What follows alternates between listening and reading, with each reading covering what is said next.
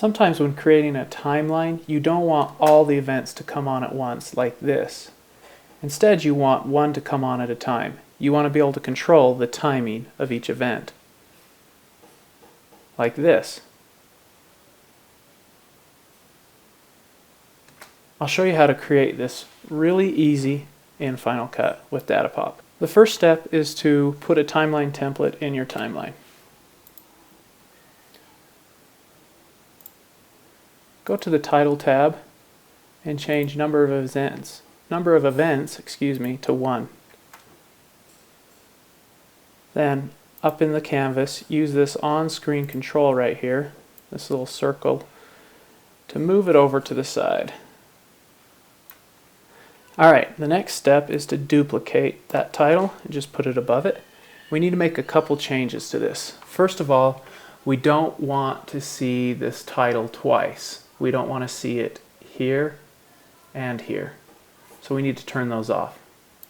So I'm going to select that, timeline title, and I'm just going to turn off the face for that. Then I'm going to select enter source here, and I'm going to do the same thing. I'm going to turn that off. Now go to the Title tab, scroll to the bottom, set timeline opacity to 0.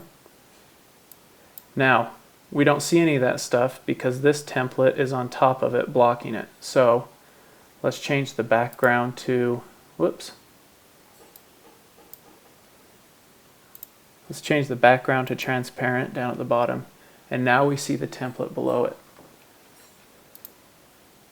Select the top template, then using the on-screen controls, just move it over wherever you want.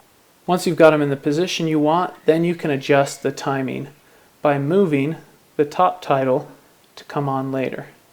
So we'll move it to about 2 seconds. Then we need to match up this bottom one with that so that they all go out at the same time. And let's take a look. First event comes on, and then a couple seconds later the second event. Now if you want to add more than 2 events, that's easy. You just duplicate this one, move it over in time, and then also move it over up here using the on-screen control. You would move it down the timeline. And you can do that for however many you want. If you have any questions, let me know in the comments below.